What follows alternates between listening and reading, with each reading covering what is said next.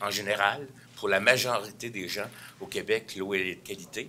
Il reste des endroits où il y a c'est une exposition à très, très long terme. Il peut y avoir des normes qui actuellement sont abaissées.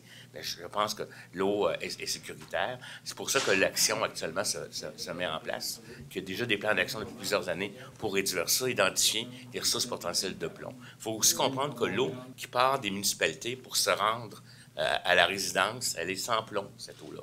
Les normes font qu'elle se retrouve sans plomb. C'est véritablement les endroits où il y a une canalisation de plomb, où il y a un problème, et c'est à ça qu'on s'attaque actuellement.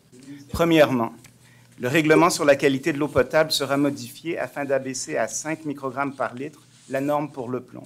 Le Québec sera la première province canadienne à adopter cette nouvelle norme.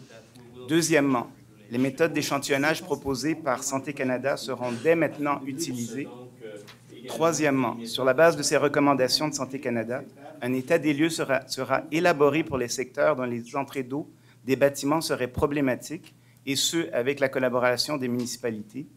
Quatrièmement, un plan d'action sera mis en œuvre pour prendre les mesures correctrices nécessaires aux besoins, tant au sein des municipalités, des établissements de santé, que des écoles et des garderies. Cinquièmement, j'ai demandé au directeur national de la santé publique de regrouper l'ensemble des directions générales afin de s'assurer que celles-ci soient en support à l'ensemble des intervenants partout sur le territoire québécois.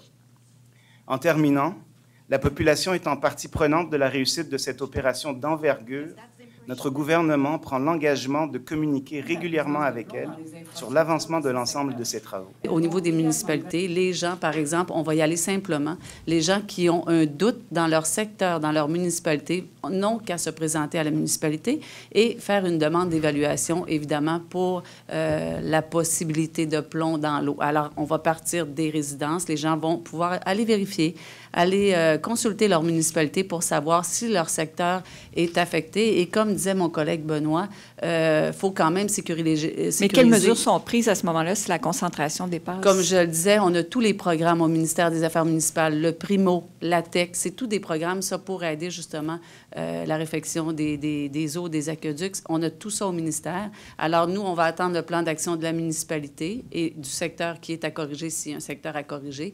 Mais par contre, il faut vraiment considérer que toutes les constructions après 1980 sont sécuritaires, il n'y a aucun problème. Puis les autres, on les vérifie. C'est pour ça qu'on fait ça aujourd'hui.